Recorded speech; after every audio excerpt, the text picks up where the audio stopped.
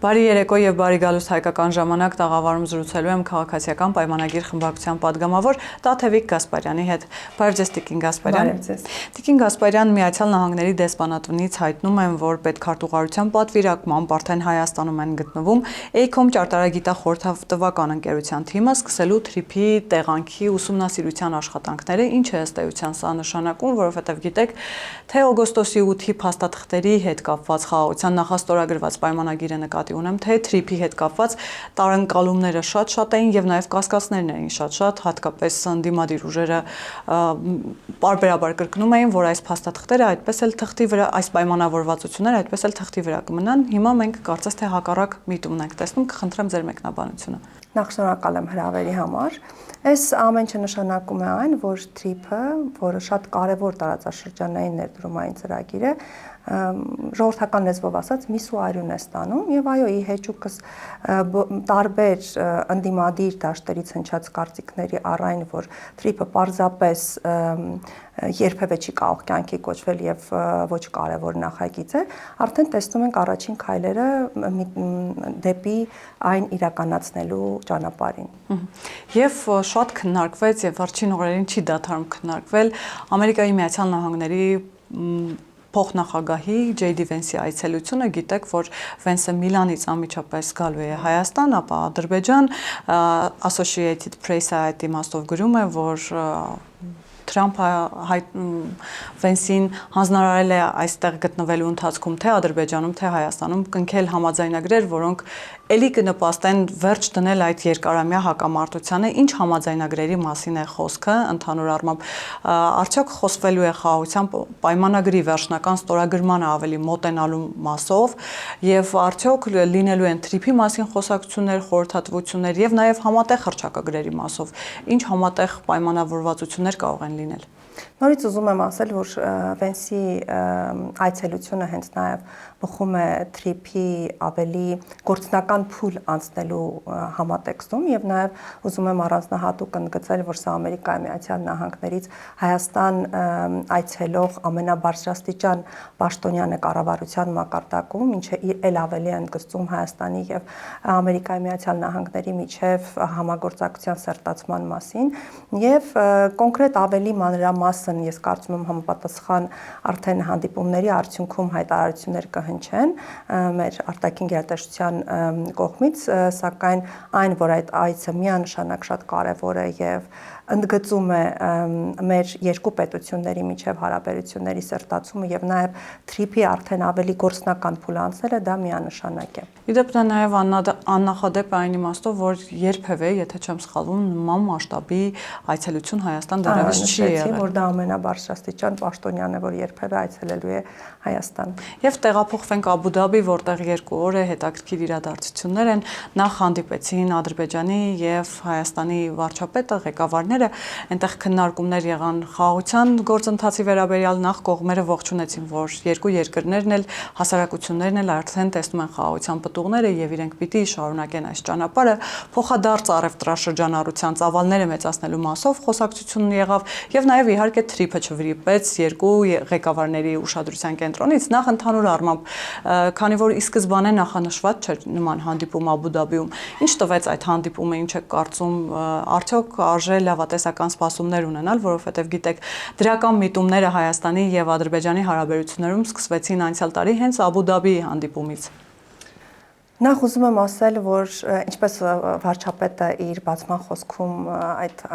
մրցանակաբաշխության ժամանակ նշեց, որ այն ինչ տեղի ունենում այդ մրցանակաբաշխության ընթացքում իսկապես անհավատալի է, որ երկու մեր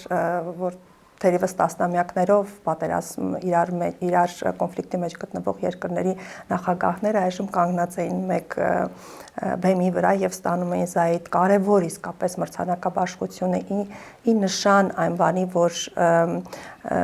խաղաղության ջանքերը վերջապես տվել են իրենց պտուղները եւ նաեւ տարածաշրջանում արդեն կայունության ապահովման ուղղությամբ եւ Ես կարծում եմ, որ այս մրցանակի ստացումը շատ կարևոր է Հայաստանի համար այն առումով, որ մեր պետության ջանքերը ուղղված խաղաղության հաստատմանը եւ նաեւ տարածաշրջանում կայունության ամրապնդմանը իսկապես նկատելի է եւ գնահատվում է աշխարհի կողմից։ Ես ուզում եմ նաեւ հիշեցնել այստեղ հունվարի 20-ին, երբ այդ մրցանակը անձամբ հանձնելու եկան մրցանակի խորհրդի անդամները, եւ գլխավոր քարտուղարը հետեւյալ խոսքերով դիմեց վարչապետին, որ շատ կարեւորում են վարչապետի ջանքերը ուղղված խաղաղության ամրապնդմանը եւ նաեւ Նիկոլ Փաշինյանը այդ առումով հանդիսանում է որպես շատ կարեւոր եւ լավ օրինակ աշխարհի բոլոր հակամարտությունների համար եւ մենք նաեւ ուզում եմ ընդգծել այստեղ Հայաստանի խաղաղության խորհրդի որպես հիմնադիր անդամ միանալու այս կարևոր նախաձեռնությունը, որը մեր պետությունը այս երկու իրադարձությունները երբ իմի բերեն, կարող եմ վստահաբար նշել, որ այս իրադարձությունները ցույց են տալիս, որ մեր պետությունը ամբողջ աշխարհում ել ավելի է բարձրացնում իր դերը եւ այստեղ մենք ոչ միայն մի պետություն ենք, որը խնդրում է կամ ցանկանում է որպեսի խաղաղություն հաստատվի իր եւ հարևան պետության միջև, այլ նաեւ այնպիսի մի երկիր է արդեն իր արժեքներով եւ իր դերով աշխարհում, որը կարող է հստակ կիսել եւ մաս դառնալ աշխարհում խաղաղության տարբեր օրակարգերի, ինչը կարծում եմ շատ կարեւոր է եւ ընդգծում է հենց խաղաղության համատեքստում մեր դերի, խաղաղության համաշխարհային համատեքստում մեր դերի բարձրացումը։ Տիկին Գասպարյան, ինձ հետաքրքիր է ձեր տեսակետը նաև ինչ է կարծում, Զայեդ մրցանակը նաև որոշակիորեն պարտավորեցնում է կողմերին եւ հատկապես ադրբեջանական կողմին Իլհամ Ալիևին անձնապես, որ հետքայլ անելը խաղաղությունից այսուհետ ավելի դժվար է լինելու, մեկ քայլով ավելի դժվար է լինելու։ Իհարկե, ես կարծում որ այս բոլոր գործընթացները իրար հաջորդող գործընթացները սկսած օգոստոսի 8-ի խաղաղության համաձայնագրի նախաստորագրում, այնուհետև խաղաղության խորհրդին անդամ որպես հիմնադիր անդամ դառնալը եւ արդեն 3 այդ Զայեդ մրցանակին երկուստեք արժանանալը բխում է ցույց է տալիս այն, որ մենք այս ամեն ինչը համատեղ ջանքերի արդյունք է եւ դժվար թե արդեն հաստատված խաղաղությունից տվյալ դեպքում իհարկե Ադրբեջանը ցանկություն ունենա հետ քաշվել եւ կարծում եմ որ երեք նույնիսկ հենց նախագահը ինքը Իլհամ Ալիևը նշեց որ ուրախությամբ հուսով եմ նշեց որ արդեն մենք 6 ամիս է խաղում ենք մեր երկու երկրների միջև հաստատված խաղաղության պտուղները մեր երկրների միջև արդեն տնտեսական առևտրատնտեսական հարաբերություններ են հաստատված եւ ես գրեթե վստահ եմ, որ այդ խաղաղությունը աստիճանաբար ամրապնդվելու է։ Տիկին Գասպարյան, տեսեք, վերջին շրջանում նկատում ենք, որ գոնե հռետորաբանության մակարդակում որոշակիորեն խոսույթ է փոխվել ադրբեջանական կողմի մոտ, ինչու ոչ անձամբ Իլհամ Ալիևի մոտ, բայց Զայեդ մրցանակ են ստանում, խոսում են խաղաղության ամրապնդման մասին, մյուս կողմում մենք տեսնում ենք Ադրբեջանում Բաքվում ընթացող դատավարությունները եւ Արցախի ռազմաքաղաքական ղեկավարությունը, որոնց մեծ մասը այսօր ցմահ դատապարտվեց, ինչ եք կարծում, իսկապես սա համատեղելի է խաղաղության գործընթացի եւ խաղաղության երկխոսության հետ։ Գիտենք, որ անցած ամիս հունվարին 4 գերիներ վերադարձան եւ սակայն մինչ այդ պահը գրեթե անհնար էր թվում անգամ խաղաղության պայմաններում գերիների վերադարձը։ Ես ուզում եմ վստահեցնել, որ մեր ամենօրյա ջանքերը միանշանակ ուղղված են նաեւ մեր մյուս բոլոր գերիների վերադարձին։ Սակայն թեման, քանի որ շատ զգայուն է, այդ իսկ պատճառով մենք երբեք ավելի ճիշտ կլինի դրա մասին շատ չխոսել, այլ պարզապես շարունակել գործերը նրանց վերադարձնելու ուղղությամբ։ Այսինքն այդ ուղղությամբ բանակցություններ, խոսակցություն, երկխոսություն Ադրբեջանի հետ կա։ Միանշանակ եւ բազմիցս նշել ենք, որ տարբեր հարթակներում, տարբեր ձևաչափերում ցանկացած գործընկերների հետ հանդիպումների ժամանակ այդ հարցը բարձրաձայնվում է եւ վստահաբար կարող եմ ասել, որ ամենօրյա աշխատանք է տարվում մեր մյուս բոլոր գերիներին վերադարձնելու ուղղությամբ։ Եվ վերադառնալով Աբու Դաբիի միջոցառմանը եւ մրցանակաբաշխությանը, տեսեք հետաքրքիր էր, որ գրեթե միաժամանակ արձագանքեցին միջին ասիական երկրների ղեկավարները, բոլորը շնորհավորում էին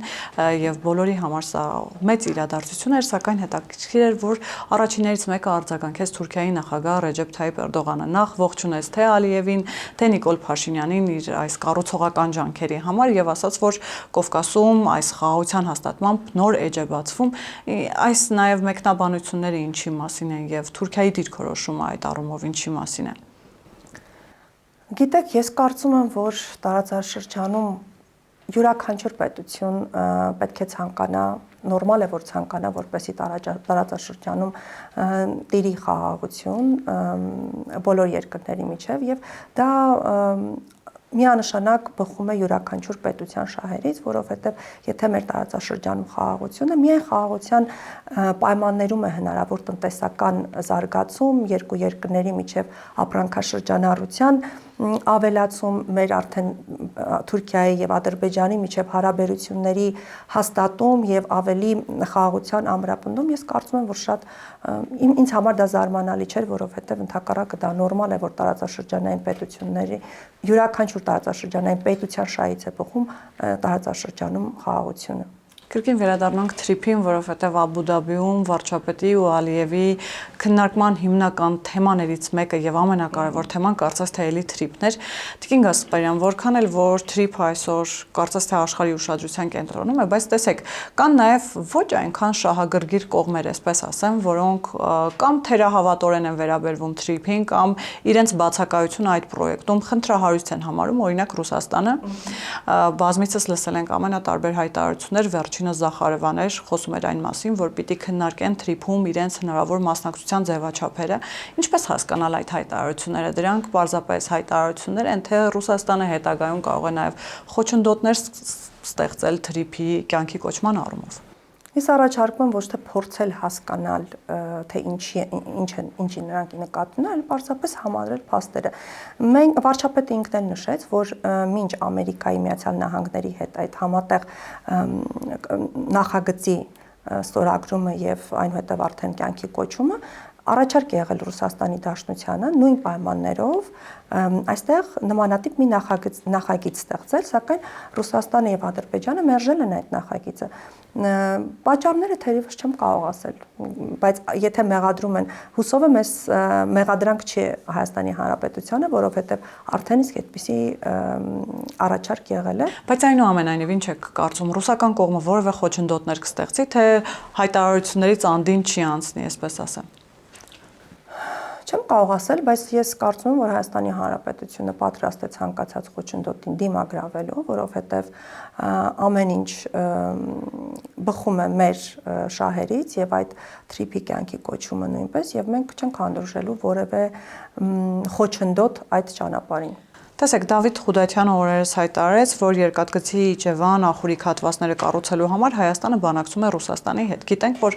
վարչապետը նաև Մոսկվա այցի ժամանակ այս մասին ուղիղ երկխոսություն է ունեցել Վլադիմիր Պուտինի հետ, առաջարկելով այդ երկաթուղու բացակայող հատվածները վերականգնել։ Այդ իմաստով նաև Զախարովան է հայտարարել, որ իրենք ուսումնասիրում են հայկական առաջարկը հայկական կողմի, բայց որքան ժամանակ պիտի հայկական կողմը սպասի ռուսական կողմի պատասխանին եւ ինչ եք կարծում, արդյոք ռուսական կողմը շահագրգռվածություն ունի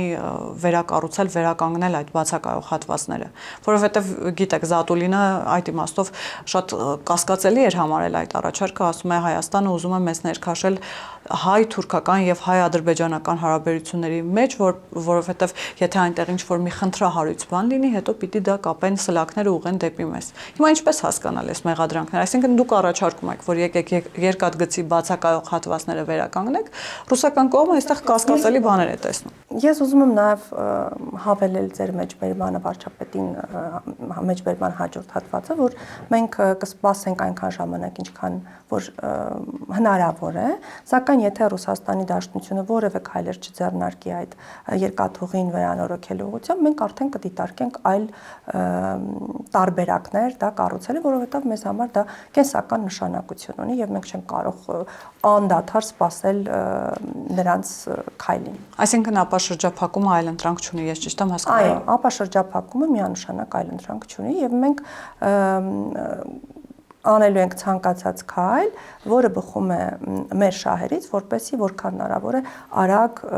գնանք ապաշրջափակման։ Լավ, իսկ չեք վախենում Տիկին Գասպարյան, ինչու եմ հարցս այսպես ձևակերպում, որովհետև Լավրովը օրերս դասեր էր տալիս, թե ինչքան չարամիտ կարող են լինել Բրյուսելի եւ Վաշինգտոնի նպատակները հեռահար, եւ նաեւ զգուշացնում էր, որ Հայաստանի անվտանգության երաշխավորը այնուամենայնիվ շարունակում է մնալ Հայաստանում ռուսական ռազմաբազան, Հայաստանը շարունակում է մնալ ՀԱՊԿ անդամ եւ Հայաստանը շարունակում է մնալ ԵԱՏՄ անդամ։ Սա հիշեցում էր, թե սպառնալիք էր, չգիտեմ, երևի դիվանագիտական լեզուն դուք ավելի լավ եք հասկանում ձեր գոլեգայի, բայց այնուամենայնիվ չեք վախենում, որ արևմուտքը այդքան չարամիտ կարող է լինել։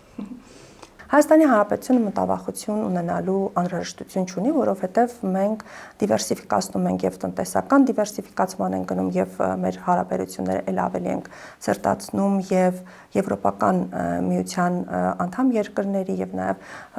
բոլոր հնարավորինս բոլոր երկրների հետ, որովհետև դա բխում է մեր պետության շահերից եւ նաեւ մենք աշխատում ենք մեր արտադրանքների որակի բարելավման ուղղությամբ, ստանդարտների բարձրացման ուղղությամբ, որպեսզի ել ավելի արագ ինտեգրվենք Եվրոպական միության ընտանիքին եւ մենք նաեւ գիտենք, որ ԵԱՏՄ-ի հետ մեր հարաբերությունը տնտեսական մակարդակով շատ նորմալ ձևով շարունակվում է եւ սակայն գիտենք, որ մաքսային միության երկու տարբեր մաքսային միությունների անդամ չեն կարող լինել եւ վարչապետն էլ նշել է, որ այն պահին, երբ արդեն կգա այդ որոշում կայացնելու պահը, թե դեպի որ ուղղությամբ գնալ, այդ ժամանակ մենք մեր որոշումը արդեն կկայացնենք դեպի ԵՄ թե ԵԱՏՄ, սակայն նաև ուզում Լավրովին, այսպես ձեր հարցի հետ կապված, պարզապես Լավրովը ճիշտ կանի, որպեսզի չխառնվի մեր պետության ներքին գործերին, իրենց երկրի ներսին գործերն էլ հերիք խնդիրներն էլ են բավարար կարծում եմ։ Տիկին Գասպարյան, ես եթե սխալ եմ հասկանում, դուք ինձ իհարկե կուղեք, բայց ես ճիշտ եմ հասկանում, որ Հայաստան, Եվրամիություն եւ կամ Հայաստան Միացյալ Նահանգներ հարաբերությունների բարելավումը, ջերմացումը, ինչպես դա մեկնաբանում են Մոսկվայում, չի կարող ուղղվել կամ ուղղված լինել որևէ երրորդ երկրի դեմ, օրինակ Ռուսաստանի դեմ։ Երբեմն հենց այդպես էլ մեկնաբանվում է։ Միանշանակ այդպես է, որովհետև մենք բազմիցս նշել ենք, որ մենք դիվերսիֆիկացնում ենք մեր արտաքին քաղաքականությունը եւ շատ նորմալ է, որ մենք տարբեր բացի Ռուսաստանի Դաշնությունից նաեւ աշխարհի տարբեր պետությունների հետ մեր շահերի շրջանակում փորձում ենք սերտացնել մեր հարաբերությունները եւ այո, շատ սխալ է դիտարկել տարբեր պետությունների կամ Եվրոպական միության հետ մեր հարաբերությունների սերտացումը որպես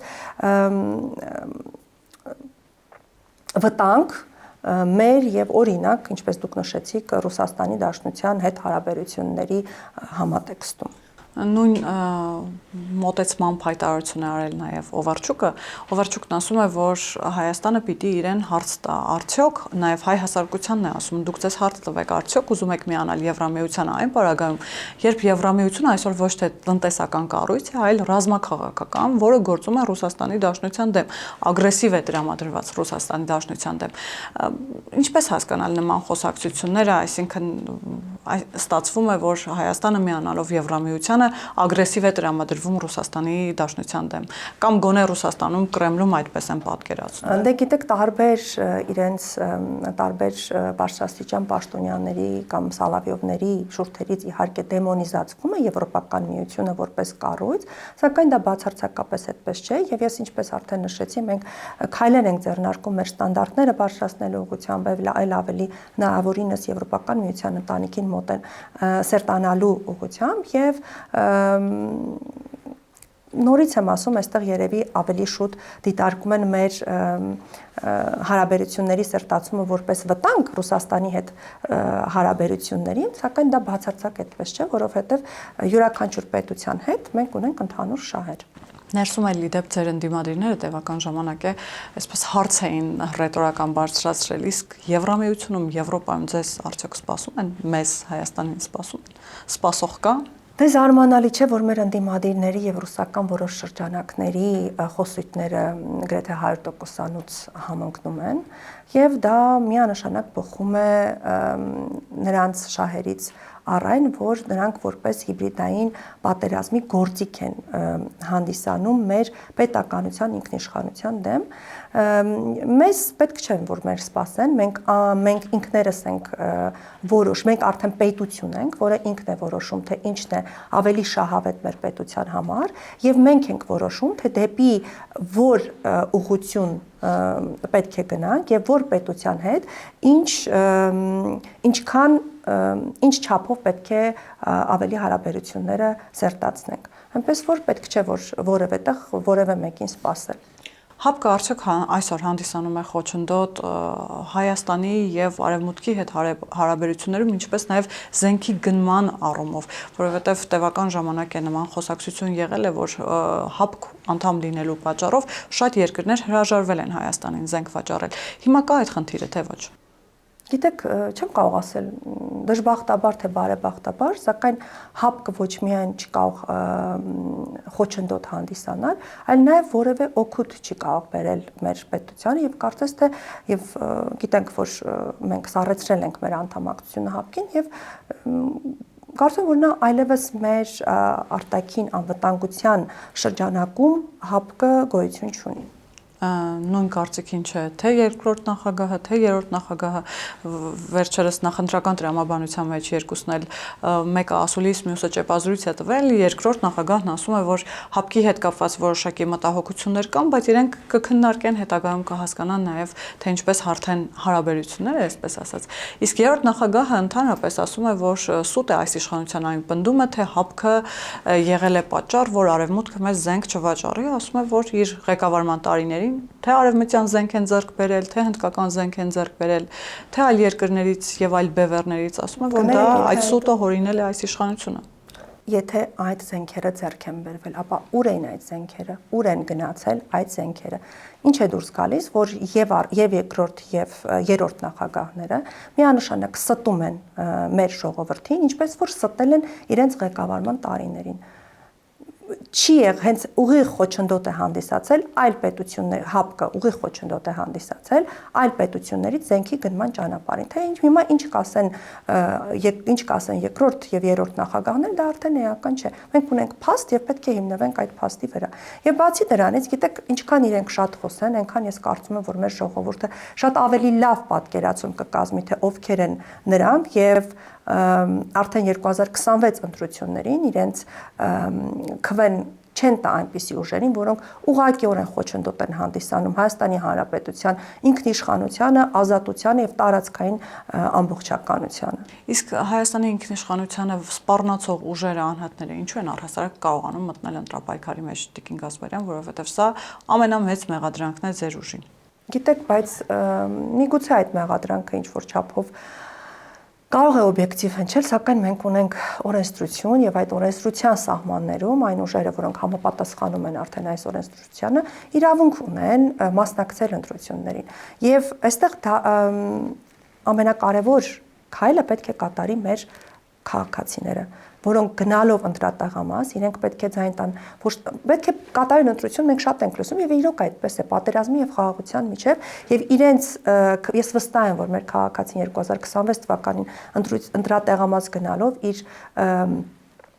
քվեն միանշանակ ամրապնդելու է Հայաստանի տվյալու է այն ուժին քաղաքացիական պայմանագիր կուսակցությանը եւ ամրապնդելու է մեր պետության ինքնիշխանությունը, տարածքային ամբողջականությունը, ազատությունը եւ ավելի ամրապնդելու արդեն իսկ մեր կողմից հաստատված խաղաղությունը։ Իսկ կա այդ ընկալումը ընտրողի մոտ, քանի որ ձեր ուժի ամենատարբեր ներկայացուցիչներ, ձեր գոլեգաներ հաճախ հղում եք անում, որ մեր հանրությունը շատ խոհեմ է, լավ գիտակցում է, ինչ է կատարվում, ինչ է կարծում, իսկապես կա այդ գիտակցումը, թե 2026 թվականի խորհրդարանական ընտրությունները ինչ մեծ կարևորություն ունեն, ոչ միայն որպես քաղաքական իշխանություն ձևավորելու առումով, այլ նաև աշխարհաքաղաքական, քաղաքակրթական տեսանկյունից։ Գիտեք, ես այդ առումով բավականին այսպես դրական եմ տրամադրված, որովհետև շատ եմ լինում մարզերում, մեր քաղաքացիների հետ շատ եմ շփվում, նաև էջմիածնում նախընտրական քարոզարշավի ժամանակ եմ շփվել մեր քաղաքացիների հետ եւ Այո, ես կարծում որ այդ գիտակցումը շատ հստակ դրված է, իհարկե մենք պետք է շարունակենք դրա մասին խոսել եւ նաեւ ես կարծում եմ որ մեր քաղաքացիները շատ կարեւոր եզրահանգումներ են անելու նաեւ ընդդիմադիր ուժերի խոսույթից ելնելով կարծում եմ նրանց ստերը ճշմարտությունից տարբերակելու առումով եմ ասում եւ ես կարծում եմ որ մեր քաղաքական ուժին կարևորագույն թե ինչի համար պետք է տալ ձայնը մեր քաղաքական ուժին դա իհարկե խաղաղությունն է բայց նաեւ հողի վրա ունեցած այն աշխատանքներն են որոնք կատարվել են թե չէ ասեն գալ ասել մենք ձեզ կապահովենք օրինակ աշխատատեղերով կամ մենք սա կանենք նայենք քաղաքացիները դուք հարկեր չեք վճարի հա դուք հարկեր չեք վճարի բայց չի կարող քաղաքացին պարտավորություն չունենա պետության նկատմամբ դա արդեն ճիշտ հարաբերություն չի պետության եւ քաղաքացու միջեւ եւ մենք արդեն ստեղծել ենք 300,000 աշխատատեղեր եւ իհարկե ավելացնելու ենք այդ աշխատատեղերը մենք չկա Հայաստանի Հանրապետությունում գետ մեկ մարզ, մեկ համայնք կամ մեկ բնակավայր, որտեղ հիմնանորոգում, կառուցում կամ վերանորոգում ենթակառուցվածքների վերանորոգում, հիմնանորոգում կամ կառուցում չլինի եւ այս ամենը հողի վրա արդեն քաղաքացին տեսնում է եւ ես իհարկե ապավինում եմ մեր քաղաքացիների բարձր գիտակցությանը ես վստահ եմ որ 2026-ի կարևորագույն ընտրություններին Հայաստանի Հանրապետության քաղաքացին կատարելու է ճիշտ ընտրություն եւ իր ձայնը տալու է մեր պետականության շարունակականության եւ խաղաղության ամրապնդման օգտին Տիկին Գասպարյան, ասացիք, որ հաճախ եք լինում մարզերում, շփվում եք հանրության տարբեր շերտերի հետ։ Հետաքրքիր է, ինչպիսի վերաբերմունք ունի հանրությունը հատկապես ապաշրջափակման թրիփի հետ կապված, որովհետև գիտեք, ամենախնդրահարույց բաներն են ձեր ընդդիմադիրներն էլ հաճախ ասում են, որ դավաճանական քայլ էին ի սկզբանե դա ներկայացնում, օրինակ Թուրքիայի հետ հարաբերությունների եւ կամ Ադրբեջանի հետ առևտրաշրջանառությունը, իհարկե Ռոբերտ Քոչարյանը հետո եկավ եւ հայտարարեց, որ ինքն է ժամանակին Հեյդար Ալիևին զանգել եւ առաջարկել առևտրաշրջանառություն սկսել, այնինչ մերժվել է ադրբեջանական կողմից։ Հանրության վերաբերմունքը ինչպիսին է, արդյոք հանրությունը դրական է ընկալում այս զարգացումները տեղի ունեցողը։ Ես ուզում եմ 100% վստահեցնել, որ միանշանակ դրական է հանրության վերաբերմունքը օգոստոսի 8-ից հետո վերաբերմունքը խաղաղության գործընթացին եւ շատ տարբեր շերտերի հանդիպումների ժամանակ իրենց հիմնական խոսույթը այն է, որ մենք չենք հավատում, որ իսկապես արդեն խաղաղություն է։ Մենք կարծես երազում լինենք, որ սա խաղաղություն է։ Անգամ տեսեք, ես նշեցի Էջմիածնի ընտրությունները, որ նշում էին, որ մենք շատ գոհ ենք, մենք շատ երջանիկ ենք այն բոլոր բարեփոխումները, որոնք տեղի են ունենում մեր համայնքում, մենակ թող խաղաղություն լինի։ Այսինքն խաղաղությունը այն ամենակարևոր արժեքն է, որը մեր քաղաքացին, մեր հանրությունը իսկապես գնահատում է եւ դրան ավելի այսպես վեր բան չկա մեր հանրության շրջանակում սա այն տպավորությունն է որը ես ստացել եմ մարզերում քաղաքացիների հետ հանդիպումների արդյունքում եւ ես վստահ եմ որ քաղաքացին իր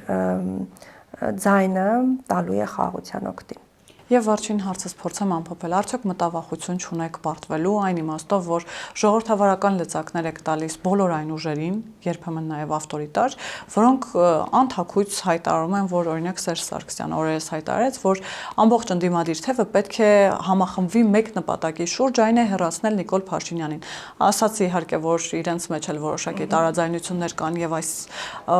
փուլում միավորվելը ինչ որ իմաստով դեռևս անհնար է, բայց Քանի որ մեկ նպատակ ունեն բոլորը, կարծում եմ վերջնական փուլում կմիավորվեն Գագիկ Ծառուկյանը, առաջին նախագահը, երկրորդ նախագահը, երրորդ նախագահը, քիչ չեն էլի ռուսաստանցի բիզնեսմենը, մտավախություն չկա, որ այնուամենայնիվ, ինչպես երկրորդ նախագահը ասաց, իրենք բլոկներով են գնալու ընտրությունների, այդ բլոկները կարող են շատ ավելի շատ ձայներ ունենալ, քան առանձին քաղաքացիական պայմաններ։ Ճիշտ ասած, անկեղծ կլինեմ, զարմացած եմ, որ երկրորդ նախագահը այսքան անկեղծ է գտնվել գոնե այս անգամ ժողովրդի հետ, որ նշել է, որ իրենց նպատակը մեկն է, սակայն այդ նպատակի ավելի խորքերը չի գնացել, որովհետև իսկ ինչ են իրենք ստանալու Նիկոլ Փաշինյանի հեռացումով, իրենց ապօրինի ծագման գույքը հետ չի վերադարձվելու մեր պետությանը, իրենց այսքան տարիներով ժողովրդից գողացվածը չի վերադարձվելու մեր պետությանը Ինչպես նաև Հայաստանը չի լինելու այլևս անկախ, որովհետև իրենց հիմնական նպատակը դա Հայաստանը միութենական կազմում մտցնելն է, որովհետև դա իրենք գրեթե բաց տեքստով են դա ասել, այսինքն այն բոլոր